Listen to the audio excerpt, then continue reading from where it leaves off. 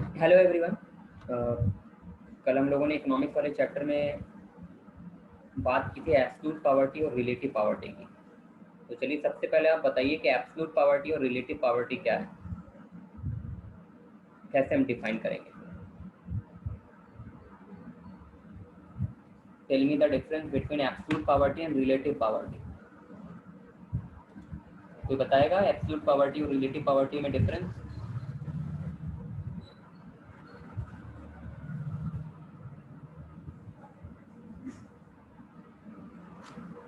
Absolute poverty और relative poverty में क्या डिफरेंसेस हैं, कोई बताएगा?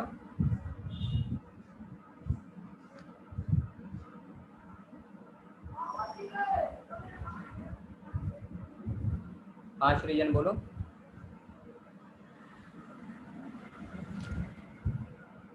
हेलो, मेरी वॉइस आ रही कि नहीं आ रही, मुझे पहले ये क्लियर करिए। सर बहुत कट कट के आ रही है। क्लियर नहीं सर है। क्लियर नहीं है आपकी। एक मिनट रुकिए।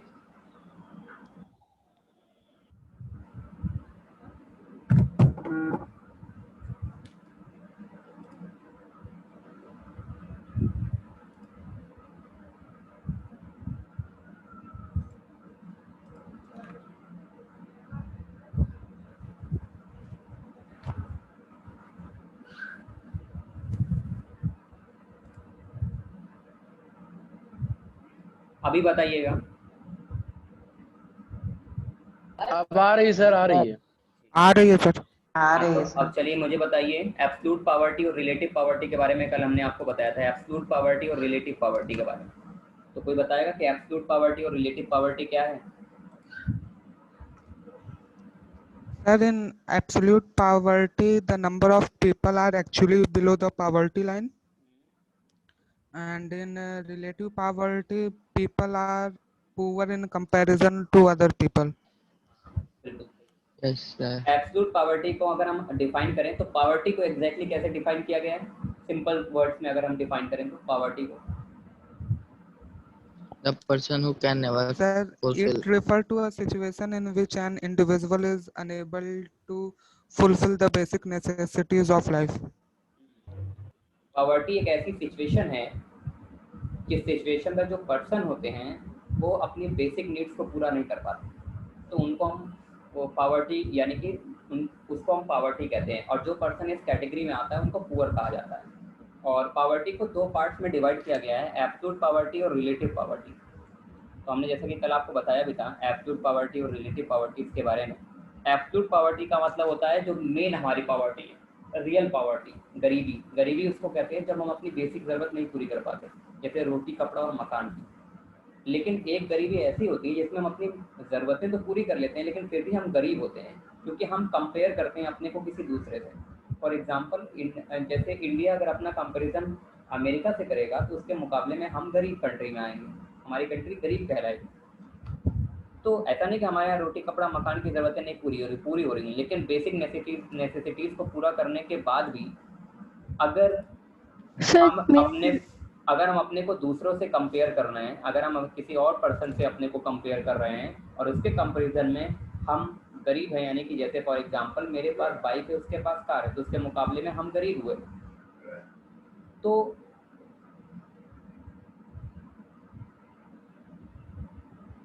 ये चीज़ आपको समझनी है एब्सोल्यूट पॉवर्टी और रिलेटिव पॉवर्टी के बारे में। एब्सोल्यूट पॉवर्टी क्या होती है? It is a situation where person are poor and they does not fulfill his basic needs। और रिलेटिव पॉवर्टी का मतलब है it is a situation where person are poor in comparison to other. ये वो situation है जहाँ पर इंसान गरीब है अपने दूसरे के कंपैरिजन में।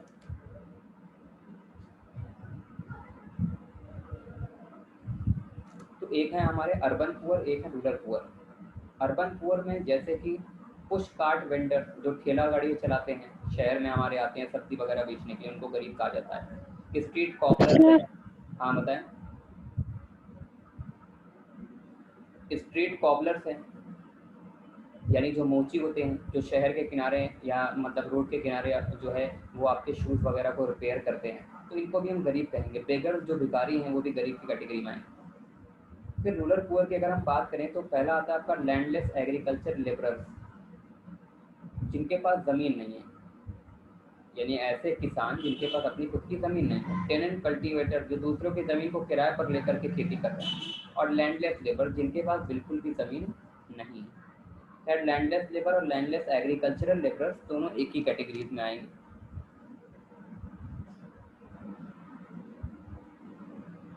तो इंडिया की प्रॉब्लम को अगर सॉल्व करना है तो सबसे पहले आपको आइडेंटिफाई करना पड़ेगा कि गरीब कौन है, गरीबी के कारण क्या हैं, और इन गरीबी को ख़त्म करने के लिए हम क्या क्या स्टेप्स फॉलो कर सकते हैं। कल हमने आपको बताया था रिलेटिव पॉवर्टी और एब्सोल्यूट पॉवर्टी के बारे में। तो रिलेटिव पॉवर्टी वो पॉवर्टी होती है जहाँ पे पर्सन पुअर होता है दूसरे के कंपेरिजन में, और एब्सोल्यूट पॉवर्टी वो पॉवर्टी होती है जिसमें पर्सन जो है वो गरीब होता है इन कंपेरिजन टू अदर, लेकिन वो अपनी बेसिक नीड्स को पूरी कर रहा होता है।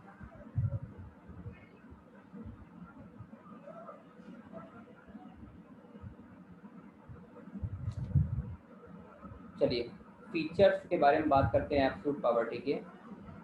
पर्सन और family is deprived of the basic needs making their livelihood difficult. तो एब्सोल्यूट पॉवर्टी में आप जानते हैं कि लोग बड़ी मेहनत करते हैं, बड़ी डिफ़िकल्टीज़ को फेस करते हैं अपनी ज़िंदगी को जीने के लिए। और इंडिया में 21.9% लोग ऐसे हैं पूरी पॉपुलेशन के जो एब्सोल्यूट पुअर हैं। 2015 का डेटा ये कहता है कि आज भी 21.9% हमारी टोटल पॉपुलेशन के लोग एब्सोल्युटली पुअर हैं। एब्सोल्युटली पुअर का मतलब इतने गरीब हैं कि वो अपनी बेसिक नीड्स को पूरा नहीं कर पा रहे। और इसको मेजर करने के लिए किस चीज़ का हम इस्तेमाल करते हैं, that is called poverty line. Poverty line हमको डिफाइन करती है कि कौन गरीब है और कौन गरीब नहीं है। जो अबव द पॉवर्टी लाइन है वो गरीब नहीं होगा।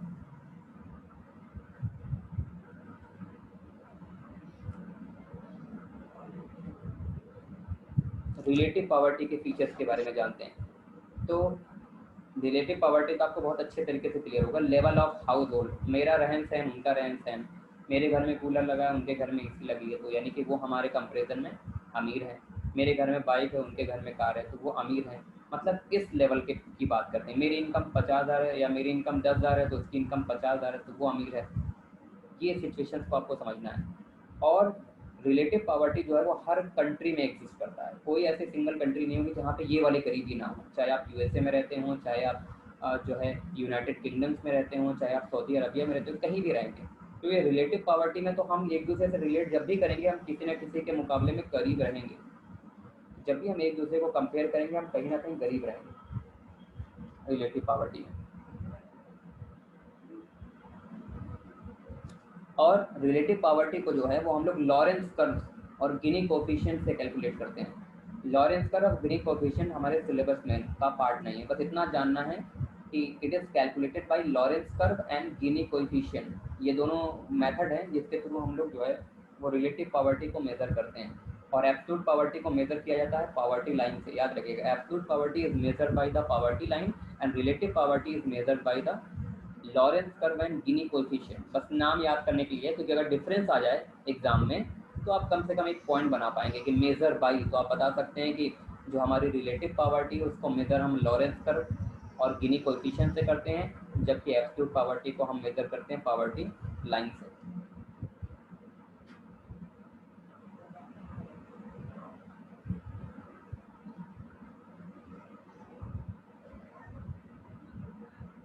एग्जाम्पल की बात करते हैं रिलेटिव पॉवर्टी में। सर एक इक्वेशन है पॉवर्टी का ही। अभी रुक जाओ, पहले इसको हम कंप्लीट कर लें फिर बताना।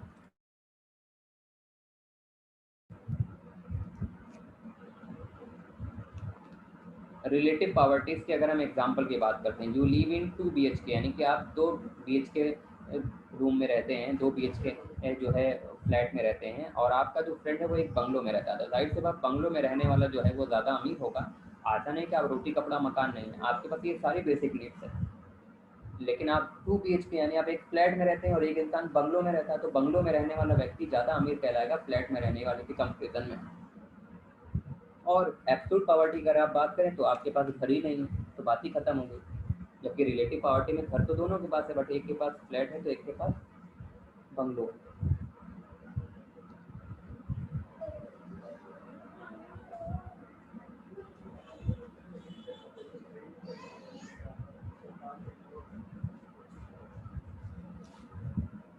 Absolute poverty. मीनिंग अगर आप देखना चाहें,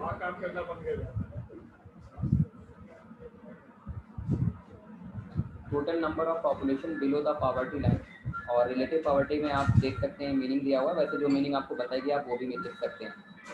indicate poverty in relation to level of income needed to fulfil the basic needs. Absolute poverty में ये बताया जाता है कि जो हमारी लेवल ऑफ इनकम है वो हमारी ज़रूरतों को पूरी कर सकती है, और रिलेटिव पॉवर्टी जो हमारा इकोनॉमिक स्टेटस है दूसरी सोसाइटी का वो इंडिकेट करता है। तो रिलेटिव पॉवर्टी में हम अपने स्टेटस को इंडिकेट करते हैं कि मेरे पास एक फ्लैट है तो सामने वाले के पास बंगलो है। बात हम स्टैंडर्ड की करें अगर, तो रिमेन कांस्टेंट ओवर टाइम, यानी कि एब्सोल्यूट पॉवर्टी जो है वो हमेशा अपनी जगह पे कांस्टेंट रहता है। अगर 21.9% लोग हैं तो आज भी उतने लोग आपको गरीब मिल जाएंगे, लेकिन रिलेटिव पॉवर्टी घटती बढ़ती रहती है टाइम टू टाइम। इरेडिकेशन, इसको ख़त्म करना पॉसिबल नहीं है, एब्सोल्यूट पॉवर्टी को ख़त्म करना पॉसिबल नहीं है, और अगर रिलेटिव पॉवर्टी को ख़त्म करने की बात की जाए तो वो पॉसिबल है। एब्सोल्यूट पॉवर्टी आपको किस कंट्री में ऐसे वाले गरीब मिलेंगे जो अपनी बेसिक नीड्स नहीं पूरी कर पाते, यानी कि हमारा लास्ट पॉइंट फाउंड इन, अगर आप डेवलपिंग कंट्रीज में रहते हैं तो वहाँ पे आपको इस तरह के गरीब मिल जाएंगे। अंडर डेवलप कंट्रीज और डेवलपिंग कंट्रीज में आपको एब्सोल्यूट पुअर मिलेंगे, और रिलेटिव पुअर आपको ज़्यादातर कहाँ मिलेंगे, डेवलप कंट्रीज में, जो कंट्री ऑलरेडी डेवलप हो गई, लेकिन फिर भी वहाँ के लोग एक दूसरे के कंपेरिजन में गरीब हैं। जैसे अमेरिका वगैरह में रहने वाले लोग एक दूसरे के कंपेरिजन में गरीब हैं। कार सबके पास है, लेकिन किसके पास लग्जरी है तो किसी के पास बेसिक है। हाँ रिया, अब तुम अपना क्वेश्चन पूछो पहले।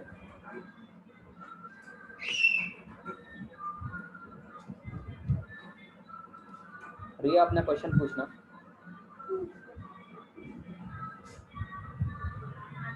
रिया मेरी वॉइस जा रही हो तो बताओ क्या क्वेश्चन है तुम्हारा।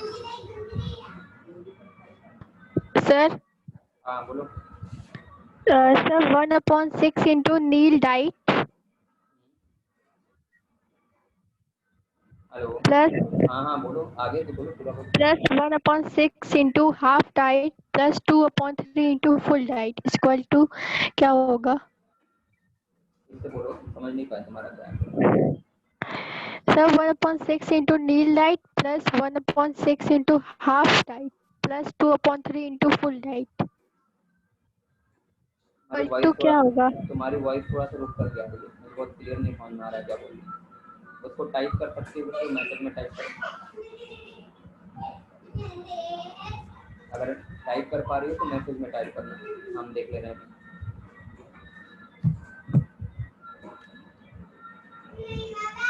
चैट डिसेबल है। हाँ अभी फिर से सर आपसे चैट डिसेबल्ड है।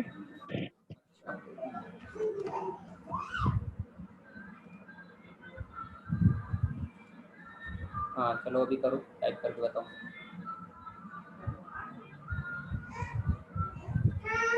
तो चलिए जरा बताइएगा एब्सोल्यूट पॉवर्टी को कौन मेजर करता है और रिलेटिव पॉवर्टी कैसे मेजर की जाती है।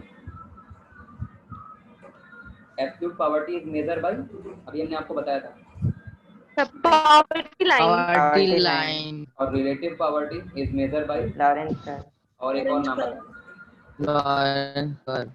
एक नाम और बताया, गिनी coefficient, Lawrence curve and Guinea coefficient. इसके बारे में डिटेल में जाने की जरूरत नहीं, लॉरेंस कर्व गिनी कोएफिशिएंट के, क्योंकि हमारे सिलेबस का पार्ट नहीं है। तो हमारे सिलेबस का पार्ट नहीं है, इसको बस हम ऐसे इसलिए याद करने के लिए आपको इसको कह रहे हैं क्योंकि डिफरेंस में एक पॉइंट बन जाएगा हमारा कि absolute poverty is measure by below measured by the poverty line and relative poverty is measured by the Gini coefficient and Lorentz curve. Lawrence curve 11th में भी था क्या? हाँ 11 में स्टैटिस्टिक्स में, लेकिन वो कोर्स का पॉइंट नहीं था इसलिए 11 में भी बहुत उसको पढ़ा नहीं गया।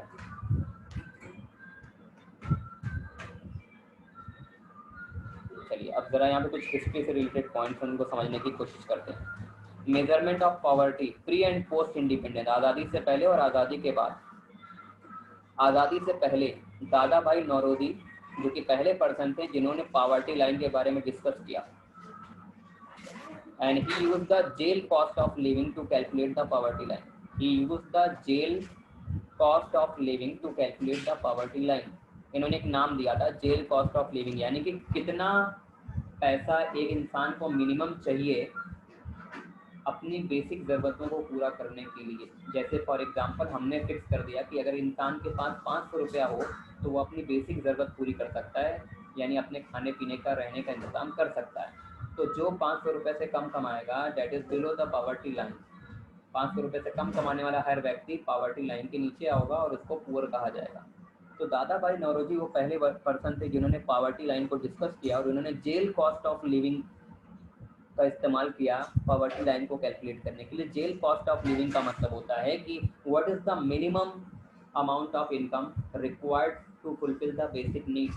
अपनी बेसिक नीड्स को पूरा करने के लिए हमको मिनिमम कितनी रुपए की ज़रूरत पड़ेगी। And the person who below the jail cost of living, यानी जिनकी इनकम हमारे जेल कॉस्ट ऑफ लिविंग से कम होगी, दे आर कॉल्ड पुअर, उनको गरीब कहा जाएगा।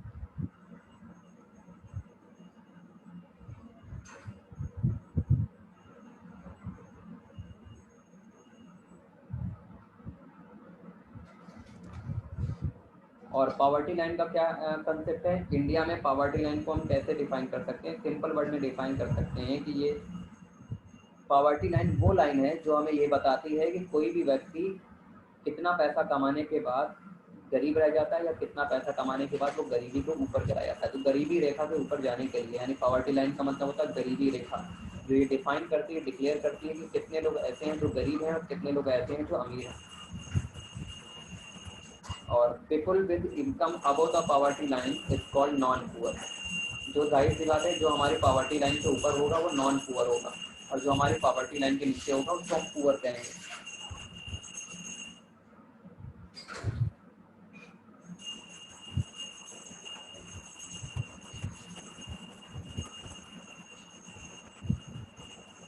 ये देखिएगा, ये बढ़िया पॉइंट है। पॉवर्टी लाइन को कैसे डिटरमाइन किया गया है? इंडिया में मंथली पर कैपिटा एक्सपेंडिचर के मेथड का यूज़ किया गया कि एक महीने में कितना पैसा खर्चा होता है। हमारी पॉपुलेशन में जितने भी लोग हैं वो एक महीने में कितना पैसा खर्चा करते हैं, और इस मेथड के हिसाब से जो मॉनेटरी वैल्यू निकालनी है, जो मिनिमम कैलोरी चाहिए, 2400 कैलोरी एक इंसान को चाहिए अपने ज़रूरतों को पूरा करने के लिए अगर आप रूरल एरिया में रहते हैं, और अगर आप अर्बन एरिया में रहते हैं तो आपको 21 कैलोरी पर पर्सन चाहिए। याद रखिएगा 2400 कैलोरी, एक क्राइटेरिया फिक्स कर दिया गया कि अगर आप 2400 कैलोरी अपनी एक दिन में पा जा रहे हैं खा पी करके तो इसका मतलब आप पॉवर्टी लाइन के ऊपर हैं, और अगर आप 2400 कैलोरी से कम पा रहे हैं इसका मतलब आप पॉवर्टी लाइन से नीचे हैं। तो एक मिनिमम रिक्वायरमेंट जो है हमारी कैलोरी की, खाने पीने की, इतना होनी चाहिए। 21,400 for the rural area and 2100 for the urban area. अब उस हिसाब से कितनी मॉनेटरी वैल्यू निकाली गई जरा ध्यान से उसको देखिए। प्लानिंग कमीशन के हिसाब से, जिसको हम लोग कहते हैं Tendulkar methodology, the minimum per capita consumption expenditure in 2011 to be calculated. 816 रुपये एक इंसान को चाहिए अगर वो रूरल एरिया में रहता है, और अर्बन एरिया में अगर रहता है तो उसको एक इंसान को 1000 रुपये चाहिए अपनी ज़रूरतों को पूरा करने के लिए, मंथली ज़रूरत को पूरा करने के लिए। ठीक है, तो डेटा पुराना है क्योंकि अब और ज़्यादा बढ़ गया है। अब डेटा तो अब ये पुराना है तो उस समय महंगाई भी कम थी, अभी महंगाई ज़्यादा है तो अभी ये चीज़ और बढ़ा दी जाएगी। तो यानी आप सोचिए कि 2400 कैलोरीज आपको रूरल एरिया में चाहिए, 21 कैलोरीज आपको अर्बन एरिया में चाहिए, उसके साथ साथ 816 रुपये एक इंसान पे खर्चा होगा अगर वो रूरल एरिया में रहता है, और 1000 रुपये एक इंसान पे खर्चा होगा अगर वो अर्बन एरिया में रहता है। कितना एक्सपेंडिचर की रिक्वायरमेंट है?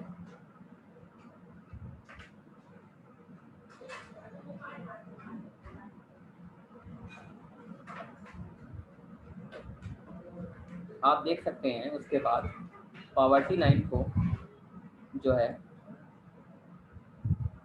डिवाइड किया गया है पुअर में और नॉन पुअर में, from poor to non poor. देखिए पॉवर्टी लाइन, एब्सोल्यूट पुअर एक है जो एब्सोल्यूट पुअर है, एक है वेरी पुअर और एक है पुअर। एब्सोल्यूट पुअर का मतलब पूरी तरीके से गरीब है, वेरी पुअर का मतलब है किसी दिन खाना मिल जा रहा है, किसी दिन खाना नहीं मिल पा रहा है। पुअर वाले में क्या है कि हाँ ठीक ठाक कंडीशन चल रही है, बस काम चला रहे हैं। फिर उसके बाद अगर हम बात करें तो जो ग्रीन में आपको दिया है नॉन पुअर की कैटेगरी है। नॉट सो पुअर मतलब इतना पैसा कमा रहे हैं डेली कि वो डेली उनका पेट भर रहा है। मिडिल क्लास में हम आप जैसे लोग आ जाएंगे, अपर क्लास में उससे ज़्यादा लोग आ जाएंगे, बड़े लोग, रिच क्लास, कुछ लोग वेरी रिच, कुछ मिलेनियर और कुछ बिलेनियर। तो ये लोग नॉन पुअर की कैटेगरी में आते हैं। तो ये कुछ पॉइंट्स हैं जिनको आपको यहाँ पर समझना है। अब ज़्यादा इसमें कुछ बचा नहीं है, अभी हम लोगों को पढ़ना है कॉजेज रिस्पॉन्सिबल क्या क्या कारण होते हैं गरीबी के, और गरीबी को खत्म करने के लिए सरकार ने क्या क्या कदम उठाया।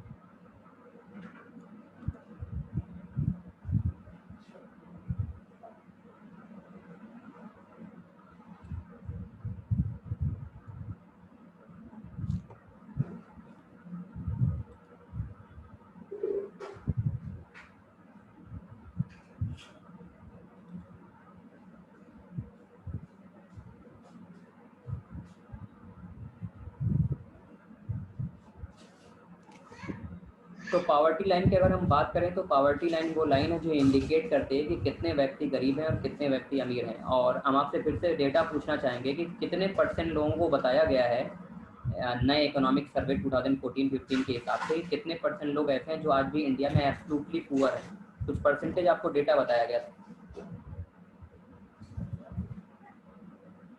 कितने % लोग ऐसे हैं टोटल पॉपुलेशन के जो एब्सोल्युटली पुअर हैं, जल्दी से बताइए।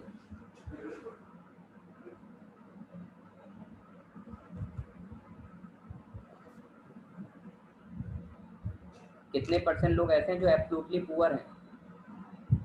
21.9 और अगर आप रूरल एरिया में रह रहे हैं तो आप एक व्यक्ति पे कितना पैसा खर्चा होगा? 816 और अगर आप अर्बन एरिया में रहते हैं 1000 1000। और कितनी कैलोरीज के बारे में बात किया गया था? 2400 calories for rural people and 24,000 calories for 100 calories for urban people. urban areas. हाँ,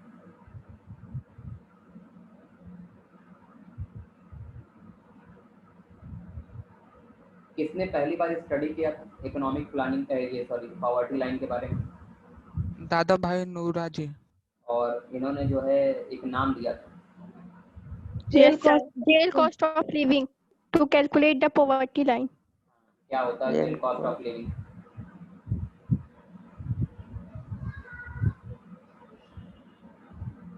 बोलिए, बताया तो था आपको। The minimum cost will be calculated. कितना मिनिमम कॉस्ट कैलकुलेट करते हैं? मिनिमम कितना पैसा चाहिए, मिनिमम कितना पैसा चाहिए, यही ना, अपनी बेसिक नीड्स को पूरा करने के लिए। इसी को लोग जेल कॉस्ट उन्होंने बताया था कि भाई एक व्यक्ति को कितने पैसे की जरूरत पड़ेगी। जो 816 और 1000 आप बता रहे हैं वही तो है कि कम से कम आपको इतना चाहिए अपनी बेसिक नीड्स को पूरा करने के लिए। फिर एक क्वेश्चन आता है सामने कि why more calories required for the urban poor as compare to for the rural poor as compare to urban poor. क्यों हमें रूरल पुअर को ज़्यादा कैलोरीज की देने की ज़रूरत पड़ेगी और अर्बन पुअर को कैलोरीज कम देनी पड़ेगी? कोई बता सकता है किसको कैलोरी की रिक्वायरमेंट ज़्यादा है? 2400 कैलोरी की रिक्वायरमेंट किसको है? रूरल एरिया, जो मेहनत ज्यादा करता है। हाँ, बिकॉज रूरल एरियाज के लोग मेहनत ज्यादा करते बिकॉज दे हैं। Are doing more physical work as compare to urban people ना। रूरल एरिया के जो लोग होते हैं वो फिजिकल वर्क ज़्यादा करते हैं, यानी कि अपनी बॉडी से ज़्यादा काम लेते हैं, इसलिए उनकी बॉडी जल्दी थक जाती है, उनकी कैलोरीज ज़्यादा बर्न हो जाती है, इसलिए उनको एक दिन में 2400 कैलोरीज चाहिए एटलीस्ट। और अगर हम अर्बन पुअर की बात करते हैं तो अर्बन पुअर अपने फिजिकल वर्क नहीं करते, वो ऑफिशियल वर्क करते हैं, और ऑफिशियल वर्क में आपको पता है कि ज़्यादा फिजिकल वर्क करने की ज़रूरत नहीं पड़ती, तो उनकी कैलोरीज कम बर्न होती है, इसलिए उनको चाहिए कैलोरीज। लेकिन रूरल पुअर के कंपैरिजन में अर्बन पुअर को कम कैलोरीज की ज़रूरत है। मेरे ख्याल से बात को आप समझ पा रहे होंगे जो हमने बताया। ये भी एक क्वेश्चन बन सकता है कि why rural poor required more calories as compare to urban poor. तो हम लिख सकते हैं because they are doing the more physical work as compare to the urban people. Urban people के कंपेरिजन में ये लोग ज़्यादा काम करते हैं, ज़्यादा मेहनत करते हैं, फिजिकल वर्क ज़्यादा करते हैं।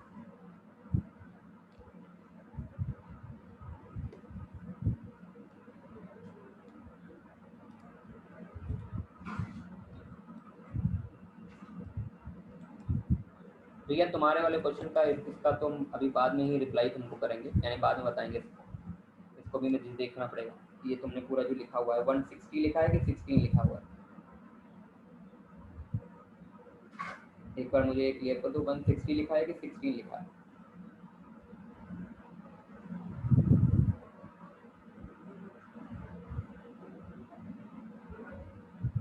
यहाँ तक आप लोगों को क्लियर हो गया? कोई दिक्कत किसी को बताइए? पॉवर्टी लाइन क्या होती है, सबको क्लियर हो गया? ओके, ठीक है, Yes, sir. सबको क्लियर हो गया? Yes, sir. कितनी कैलोरीज की जरूरत होगी ये भी क्लियर हो गया? किसने पहली बार पॉवर्टी लाइन की स्टडी किया था ये भी आपको क्लियर हो गया होगा? Yes. ठीक है ना, क्लियर है ये सारा आपको? Yes, sir. चलिए फिर ठीक है।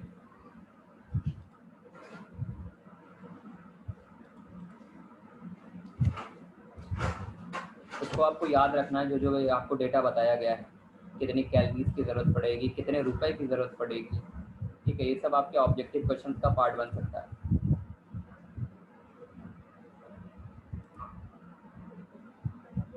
आज हम लोग जो है वो सीखने वाले हैं कि अगर कोई पार्टनर गुडविल का पैसा नहीं लेकर के आएगा तो आप उसको कैसे शो करेंगे। ये तो हम लोगों ने कल पढ़ा था ना कि अगर गुडविल का पैसा नहीं Partly लाएगा तो वाला ना सर? हाँ, तो वही बता रहे, सॉरी। Yes, sir. कल हम लोगों ने पढ़ा था कि अगर कोई पार्टनर गुडविल का पैसा नहीं लेकर आता तो हम उसके करंट अकाउंट से छीन लेते हैं। एक बार अभी हम रिवाइज करा देते हैं कल वाला टॉपिक, फिर आगे बढ़ते हैं। एक क्वेश्चन करा दें, उसके बाद आगे आपको कंटिन्यू करके बताते हैं कि अगर कोई पार्टनर गुडविल का पैसा नहीं ला रहा है तो उसको कैसे ट्रीट करेंगे।